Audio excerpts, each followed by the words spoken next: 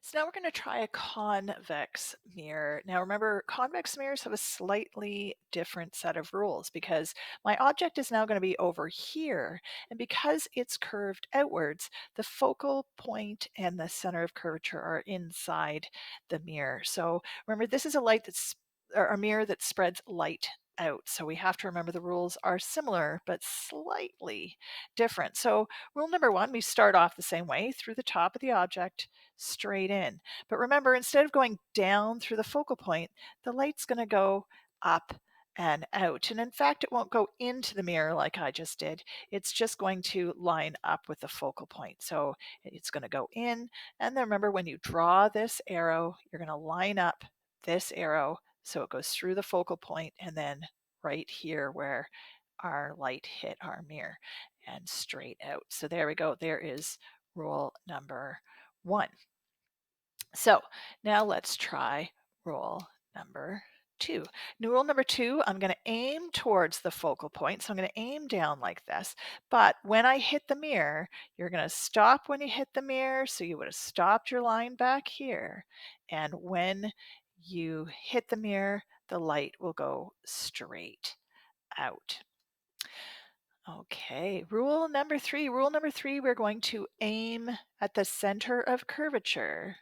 So we're going to aim at the center of curvature, but when we hit the mirror, what's it going to do? It's going to bounce back along itself. So it actually won't go through like this. It will bounce back along itself. So this way, and then back out along itself. There we go. Now, again, I have three reflected beams of light. I have three reflected beams of light. Not parallel, they definitely cross. They just cross inside the mirror. And that's because convex mirrors only produce one kind of image and one kind of image only, virtual ones. They always create virtual images. So I'm going to trace back this first line, right, that went through the focal point. I'll trace that back so that it goes through the focal point because that's my brain. That's what my brain is actually doing, is tracing that light back that came into its eye. It's tracing it back to see where it came from. Second one, it's going to trace it back, right? It's going to trace it back and see where it came from because that's what your brain is doing. And then the third one, same thing. The light that reflects off, not this one, but this one, the one that came off the mirror, we're going to trace it back and see where it came from.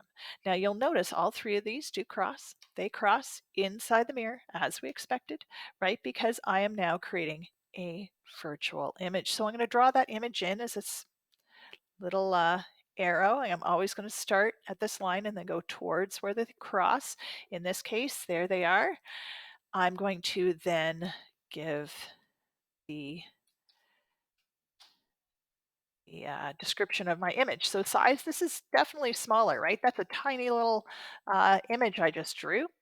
Attitude, it is upright because it's the same direction as the original. Its location, remember we can do this two ways. We can say it's closer because it's definitely closer, right? This distance is a lot closer than the original distance. But I can also say it's behind the mirror. That's also okay. That's not cheating. That's just a different description. And the type, well, it is upright. It must be virtual. Plus the fact to find it, I had to trace it back, right? I would see this as a tiny little arrow inside the actual mirror.